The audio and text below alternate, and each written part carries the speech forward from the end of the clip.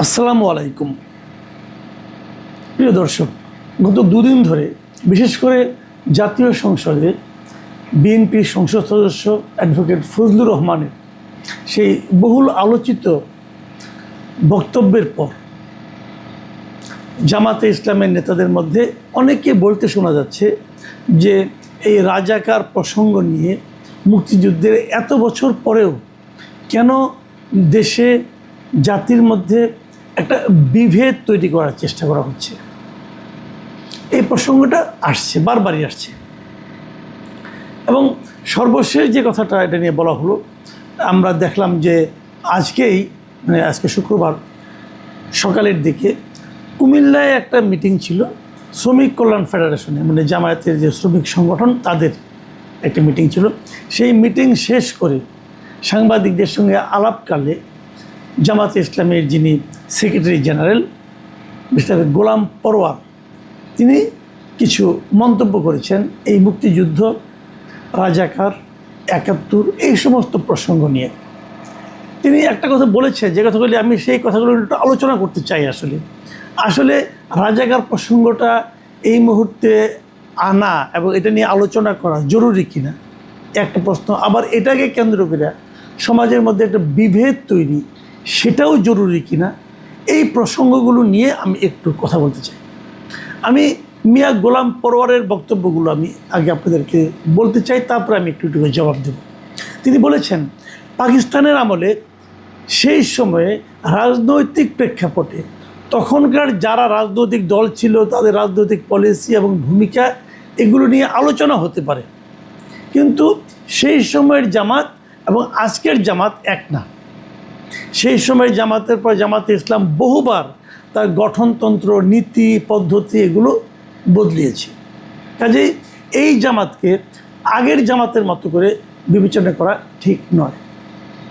কথাটা অর্ধেক সত্য, অর্ধেক নিয়ে আমার কোনো আপত্তি নেই। জামাত যে বহুবার গঠনতন্ত্র পরিবর্তন করেছে এটাই মানতে রাজি আছি।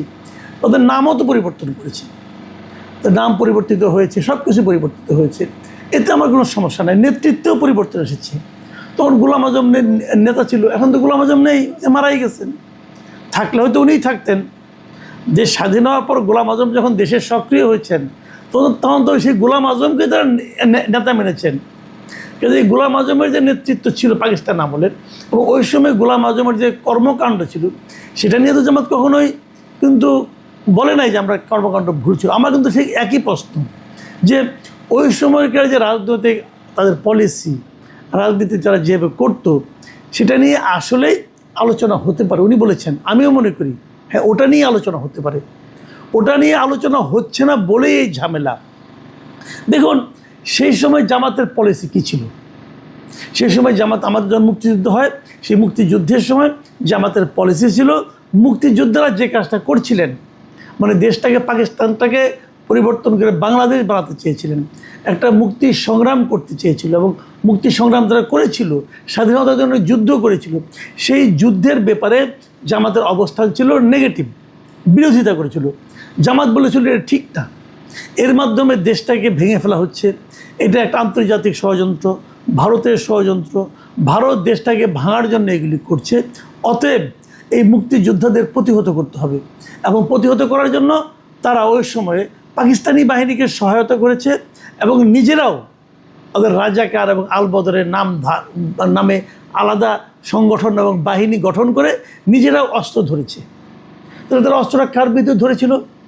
মুক্তিযোদ্ধাদের বিরুদ্ধে ধরেছিল, মুক্তিগামী জনতার বিরুদ্ধে ধরেছিল। তো তাদের সেই যে ভূমিকাটা, হ্যাঁ মানলাম এটা তাদের ওই সময়ের রাজনৈতিক পলিসি, আমাদের মানতে কোনো আপত্তি নাই। কিন্তু আমার প্রশ্ন হচ্ছে, সেই পলিসিটা কি ঠিক ছিল? সেই পলিসিটা যে ভুল ছিল সেই কথাটা জামাতের আজকের নেতৃত্ব একবারও কি বলেছে? আমাদের বক্তব্য কিন্তু সেটাই। আপনি বলুন যে আমাদের ওই সময়ের কর্মকাণ্ড ভুল ছিল, সেই জন্য আমরা ক্ষমা চাই। জামাতের নেতারা কিন্তু প্রায় বলেন, জামাতের নেতা কর্মী তারা প্রায় বলেন যে ২৪-এর গণ আন্দোলনের আগে আওয়ামী লীগ যে শাসন চালিয়েছিল, স্বৈরাচারী শাসন চালিয়েছিল এবং সবার উপরে যে স্টিম রোলার চালিয়েছিল, মানুষের অধিকার হরণ করেছিল, আওয়ামী লীগ যে এই তাদেরকে ক্ষমতায় টিকে থাকার জন্য নির্বিচারে মানুষের উপর গুলি চালিয়েছিল, অনেক লোক মারা গেছে, এই জন্য আওয়ামী লীগ একবারও ক্ষমা প্রার্থনা করেনি, একবারও অনুশোচনা করেনি। কথা সত্য। কিন্তু আবার এখানে একটু প্রশ্ন আছে, সেই অনুশোচনা করার মতো পরিবেশ কি আপনারা তৈরি করেছিলেন একবারের জন্য? কোনো আওয়ামী লীগের লিডার হিসেবে বলে আমি অনুতপ্ত, তাকে তো আপনার মবের মাধ্যমে তখন মেরেই ফেলতেন, বাড়ি ঘরে অ্যাটাক করেছেন। কিন্তু জামাতে ইসলামের নেতৃবৃন্দ যদি আজকে বলে যে ৭১ আমরা যা করেছি সেটা আমরা ভুল করেছি, অথবা আমাদের দল ওই সময় যা করেছে সেটা ভুল করেছে, তাহলে কিন্তু তাদের মবের শিকার হতে হবে না। এই আমি নির্বাচনের আগে কিন্তু আমি তাদেরকে একটা পরামর্শ দিয়েছিলাম যে আপনারা ৭১ অবস্থানটা নিয়ে পরিষ্কার করেন, বলেন যে ৭১ আমরা যা করেছি সেটা আমরা ভুল করেছি। আপনারা তো একবারও বলেন নাই। যদি আপনি না বলেন, তাহলে আপনাদের ওই সময় যে রাজনীতিটা ভুল ছিল সেটা যদি আপনি না বলেন, না উচ্চারণ করেন, তার মানে হলো কি? তার মানে আপনারা ওই রাজনীতিটাকেই ধারণ করেন। এখন ওই রাজনীতির ধারণটা কীভাবে করেন আপনারা? এখন তো আর স্বাধীনতা যুদ্ধ নাই, এখন তার পাকিস্তান বাহিনীর সঙ্গে কারো যুদ্ধ হচ্ছে না, কাজে তার পক্ষ অবলম্বনের কোনো উপায় নাই, রাজাকার বাহিনী গঠনও করতে পারবেন না। তাহলে এখন কি আমাদের এখন যে বক্তব্যটা, সেটা হলো ওই মানসিকতাটা। তার মানে আপনাদের মধ্যে ওই মানসিকতাটা এখনও কাজ করছে। এখনও আপনারা মনে করেন যে ৭১ আপনাদের যে ভূমিকা ছিল সেটাই সঠিক ছিল। এখনও আপনারা মনে করেন যে বাংলাদেশটা তার নিজস্ব তাগিদে এখানকার জনগণ তাদের অধিকার লাভ করার জন্য যে আকাঙ্ক্ষা, সেই আকাঙ্ক্ষার কারণে স্বাধীন হয়নি। আপনারা এখনও মনে করেন এই দেশটা আসলে ভারতের ষড়যন্ত্রের কারণে স্বাধীন হয়েছে। এই যে মানসিকতাটা, এই মানসিকতাটাই হলো আপত্তির জায়গা। আপনারা যদি এই মানসিকতা থেকে বেরিয়ে আসতে পারেন তাহলে আর কোনো সমস্যা নেই। কিন্তু আপনারা এটা কখনোই করবেন না, কখনোই বলবেন না।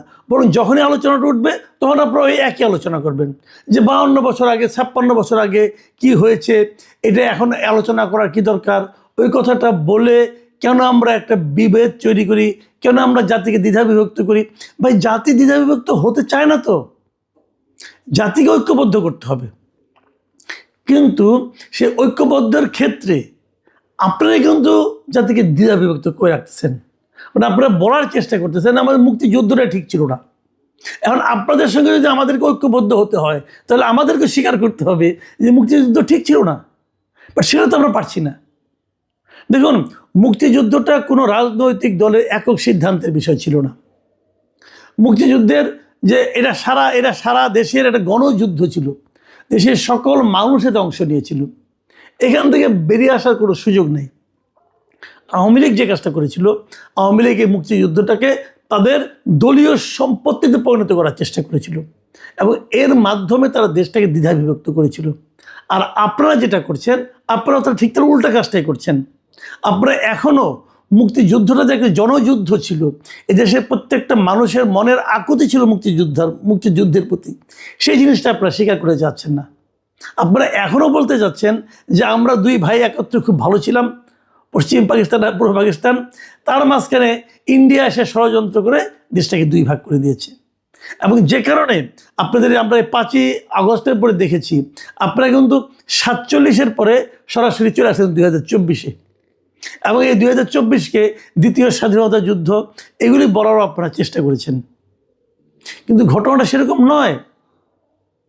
৭১-৭১ মুক্তিযুদ্ধের সঙ্গে ৪৭-এরও তুলনা করা যাবে না, ২৪-এর তো নয়ই। ৭১ মুক্তিযুদ্ধ ছিল একটা মহান মুক্তিযুদ্ধ, একটা জনযুদ্ধ। দেশের প্রত্যেকটা মানুষ মনে প্রাণে এই যুদ্ধের সঙ্গে জড়িয়ে পড়েছিল। সেই যুদ্ধকে আপনি ৪৭-এর সঙ্গে তুলনা করবেন, সেই যুদ্ধকে আপনি ২৪-এর সঙ্গে তুলনা করবেন, এর মাধ্যমেই তো আপনার জাতিটাকে দ্বিধাবিভক্ত করে দিচ্ছেন। এটা তো ভাই ঠিক না। মিয়া গোলাম পরোয়ার একটা কথা বলেছেন, সে কথাটা হলো যে জামায়াতের গঠনতন্ত্র পড়ে দেখবেন, ভূমিকাতেই আমরা বলেছি যে মহান মুক্তিযুদ্ধের বীর যোদ্ধাদের লড়াই ও সংগ্রামকে আমরা শ্রদ্ধার সঙ্গে ধারণ করি। ভালো, এটা মানতে আমার কোনো আপত্তি নেই। কিন্তু আমার প্রশ্ন হচ্ছে, আপনারা তা তো করেন, আপনারা মুক্তি যোদ্ধাদের লড়াইকে, সংগ্রামকে আপনারা শ্রদ্ধার সঙ্গে ধারণ করেন। কিন্তু পাশাপাশি কথা হলো, ওই সময় মুক্তিযোদ্ধারা যাদের বিরুদ্ধে যুদ্ধ করেছে আপনারা তাদেরকে কি সমালোচনা করেন নাকি তাদেরকেও স্মরণ করেন? আপনি একই সঙ্গে মুক্তিযোদ্ধাদেরকেও স্মরণ করবেন, একই সঙ্গে মুক্তিযুদ্ধের বিরোধী শক্তিকেও শ্রদ্ধার সঙ্গে স্মরণ করবেন, তাহলে তো ভাই হবে না।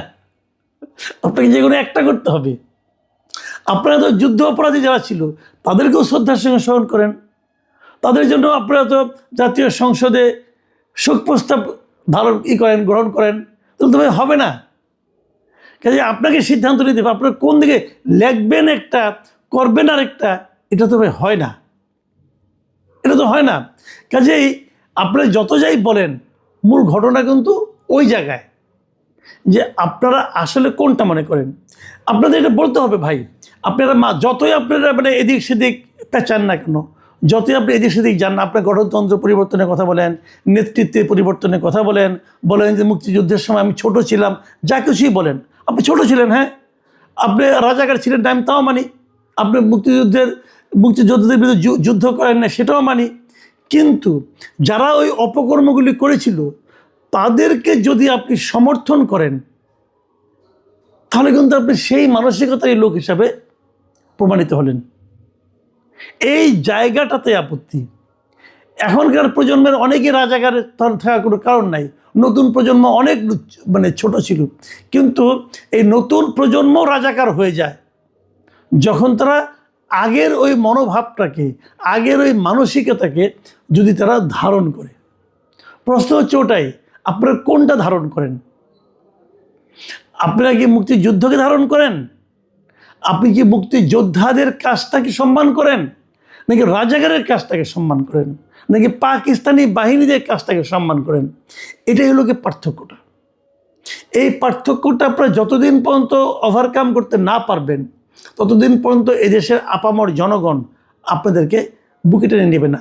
দেখেন, আপনাদের জামাত ইসলামের অনেক রাজনৈতিক কর্মকাণ্ড, জামাতের নেতৃবৃন্দের অনেক ব্যক্তিগত জীবনাচরণ আমি কিন্তু পছন্দ করি। আমি আবারও বলছি, জামাতের অনেক নেতার ব্যক্তিগত জীবনাচরণ, তাদের কথাবার্তা, চালচলন, তাদের জীবনযাপন আমার কাছে ভালোই লাগে। কিন্তু আপনারা জনগণের কাছে, মাস পিপুলের কাছে যেতে পারছেন না এই একটা মাত্র কারণে, যে মুক্তিযুদ্ধের বিষয়ে আপনাদের অবস্থানটা আপনারা এখন পর্যন্ত ক্লিয়ার করেন না। আপনারা বলতেও পারেন না, যেটা মনে মনে ভাবেন, যে বিশ্বাস করেন যে না, রাজাকারই ঠিক ছিল, বিশ্বাস করেন যে পাকিস্তান ভেঙে বাংলাদেশ হওয়াটা ঠিক হয় নাই, এই বিশ্বাসটা আপনারা কিন্তু করেন, কিন্তু এই বিশ্বাসটার কথা আপনারা বলতে পারেন না। কেন বলতে পারেন না? মনে করেন যেটা বললে মানুষ আপনাদেরকে বিরোধিতা করবে। হ্যাঁ, করবে। তো যদি মানুষের এই সেন্টিমেন্টটা বুঝেন, তাহলে বললেই পারেন যে আমি এটা বিশ্বাস করি না। আপনারা কেন মাস পিপলের, মানে সংখ্যাগরিষ্ঠ মানুষের যে মানসিকতা, তাকে অনুসরণ করছেন না? সংখ্যাগরিষ্ঠ মানুষকে প্রতারণা করে কিন্তু আপনারা তাদের সমর্থন আদায় করতে পারবেন না। আপনারা যদি আসলে গণমানুষের দল হতে চান, তাহলে গণমানুষের যে ভাবনা, সেই ভাবনা আপনাদেরকেও ধারণ করতে হবে। যারা ধারণ করবেন না, তাদেরকে নেতৃত্ব থেকে সরিয়ে দেন, নতুন নেতৃত্ব আনেন। সব দলই আসতে পারে। যেমন আওয়ামী লীগ, এখন আওয়ামী লীগের একটা অংশ এখনও মনে করে যে 24-এর গণ আন্দোলনটা ছিল একটা আন্তর্জাতিক ষড়যন্ত্রের ফসল। যারা এরকম মনে করে, এই মনে করার মাধ্যমে আওয়ামী লীগকে আপনারা ফিরিয়ে আনতে পারবেন না। ওইরকম যারা মনে করে, তাদের সরিয়ে দিয়ে আপনাদের নতুন করে আওয়ামী লীগ গড়ে তুলতে হবে। একটা ভুল ধারণাকে, এটা কি সাধারণ মানুষের, সংখ্যাগরিষ্ঠ মানুষের চিন্তার বিপরীতে থাকে, সেই ধারণাটাকে পুঁজি করে, সেই ধারণাকে ধারণ করে আপনি রাজনীতি করবেন, আর সেই রাজনীতি দেশের জনপ্রিয় হবে, সেটা হয় না ভাই। আমি সকল রাজনৈতিক দলের কথাই বলছি। রাজনৈতিক দলগুলোর আদর্শ কিন্তু বারবার চেঞ্জ হয়। কেন হয়? ওই কারণে হয়, যখন মানুষের চিন্তা চেঞ্জ হয়, যখন সংখ্যাগরিষ্ঠ মানুষের চিন্তা চেঞ্জ হয়, সেই সংখ্যাগরিষ্ঠ মানুষের চিন্তাকে অনুসরণ করাই একটা গতিশীল রাজনৈতিক দলের বৈশিষ্ট্য। প্রিয় দর্শক, এখন এ পর্যন্তই। আল্লাহ হাফেজ।